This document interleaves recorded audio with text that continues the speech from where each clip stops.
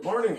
Welcome back to the shop. Okay, so I am making the blocking for all the rollouts in this cabinet here. Actually, there's two of these, two a smaller size, and then a pantry that I have to make rollouts. So there's 12 rollouts in this job.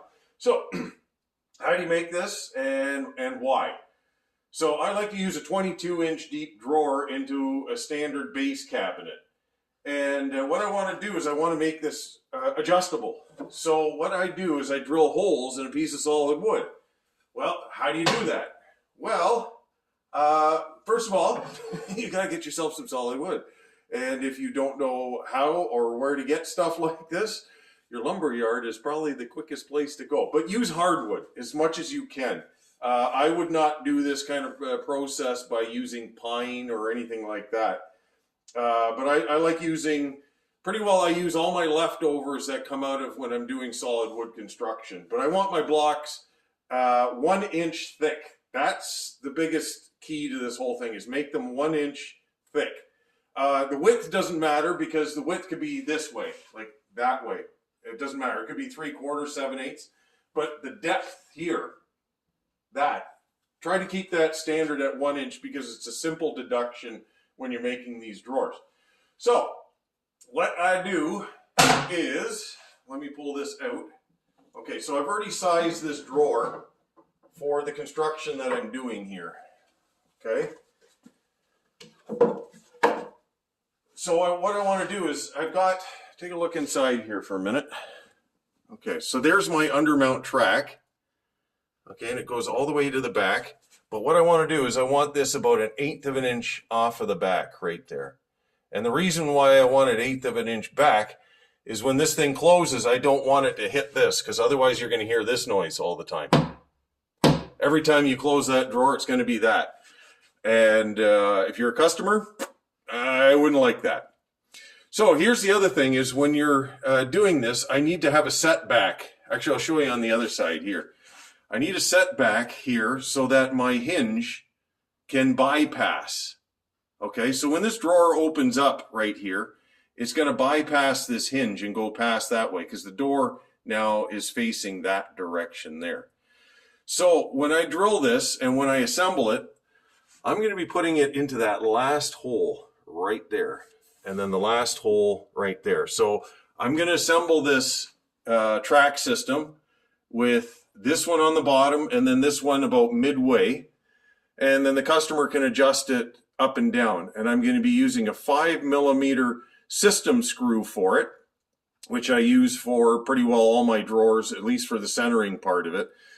But the nice part about it is it really grabs a hold of that solid wood and won't let go, because I'm only going to be having 2 screws in this track, and I want to make sure that it doesn't come loose. And that's the reason I use solid wood. But I'll show you, this is critical here with the setback. So depending on the depth of your cabinet, you have to make sure that your hinge will have enough room still to operate. So this is a Salici hinge, and you just push in the back here and it comes loose. Some of them have a push button on the back side, which is a little bit problematic because it's hard to get your finger in there. But I use a Salici hinge, which has the clip on the back. And I do like that, especially in this kind of application.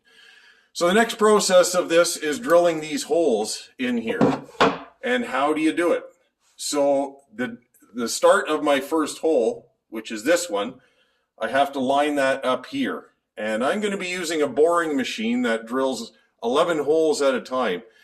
And I like it because it's efficient, but you don't need it unless you're doing some kind of semi-production. But I'll show you what I do, and I'll show you an alternative as well.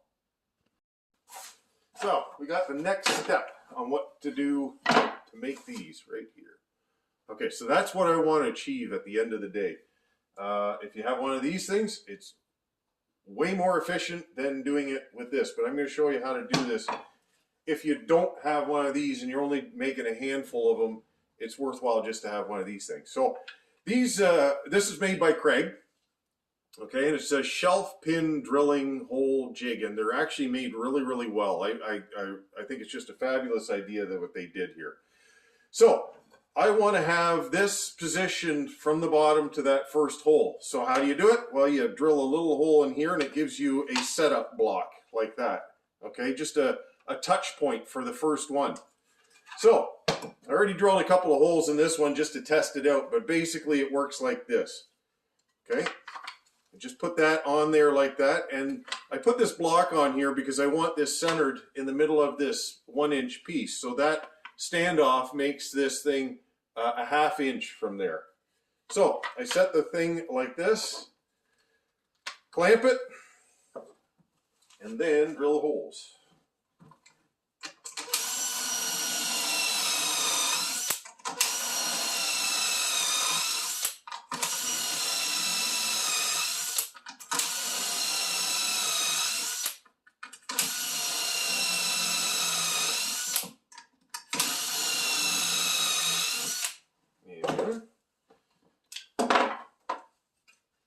Okay, and then jam this thing, which is that centering pin. Okay, and it comes with the jig. You put it in the last hole, and then you put it into the last hole that you drilled. Okay, it should just self-line up in it there, like that. Again, clamp it. Actually, at this time, you really don't even need to clamp it because it's kind of self-centered in there. Okay.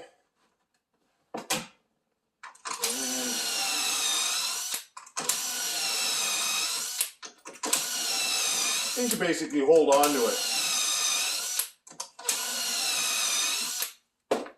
All right. And then if you wanted to drill more holes, you just move down again, lock it in place, and drill more. So it actually works really, really well, and it achieves exactly what you want. Okay, you want to get that centered in the middle of that. So it does everything you want, but it's slow. If you got a handful of them, great. But if you're doing as many as I do, certainly with shelf pin holes and everything else, this thing works better. But have a listen to this. Listen to this.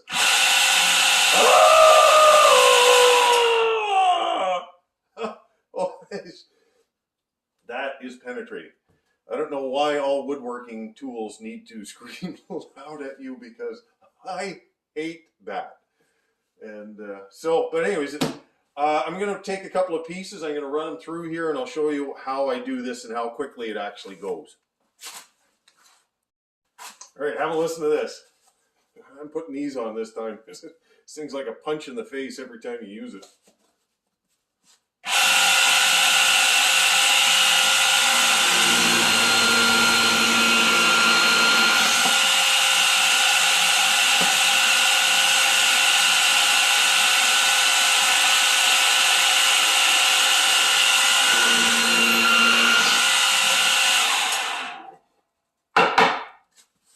Ta-da! There we go. That's the depth I want and everything else. Now, as you can see, that you have a depth stop on this thing, but I have it set for doing shelf pin holes, and I don't want to reset that thing every time. But I know when I use a 1-inch block at 90 degrees, that's the depth I want. So I never bother setting that. I just go to 90 degrees and I know it. And then I don't have to reset any of that. So that's how this works. And then that goes inside the cupboard. I put a couple of screws into it just to screw it to the side of the cabinet, and then everything can be lined up from that. Okay, so here it is. So I'm putting the screw, the bottom back hole, 13 1/4 high from top of the track to the bottom of the track. Stuff a screw in there,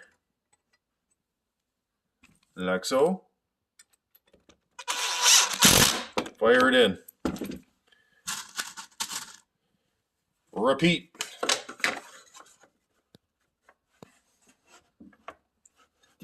There we go. Oh boy. Now I'd understand what it'd be like if you only had one arm. Look at that. Okay. So there we have it. So that is my right side. I'll make up my left side. I'm going to put a screw into that hole, so I'm going to countersink, and then down there. So that will give me 2 screws, and I'll probably put one in the middle, but that will still make everything nicely adjustable. and it's easy to fasten too. All right, the last part. Set the thing 3 3/8 back. So I just use my square here, the little square, and then I know how far it's going to be.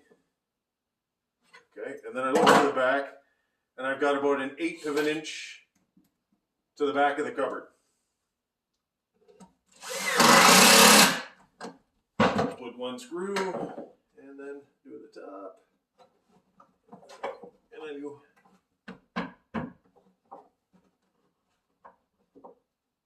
There it is. Okay, and the rest of it actually self-centers itself. Like once I get this screwed in place, this one already automatically lines up because the track is in place there. And all I've done is I've countersunk those holes. And then I can put 1 1/4 screw into it. There we have it.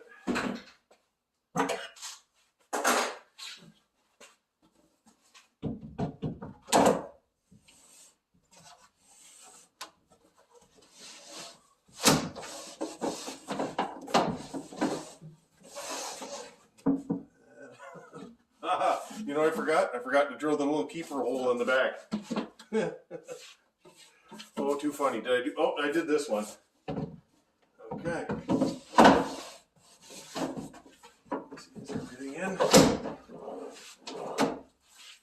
There it is. One rollout done.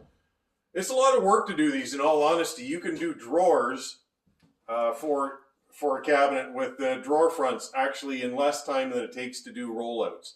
So if you're ever pricing these things out, they're more expensive to do 2 rollouts than a bank of 3 drawers. Just be aware of that.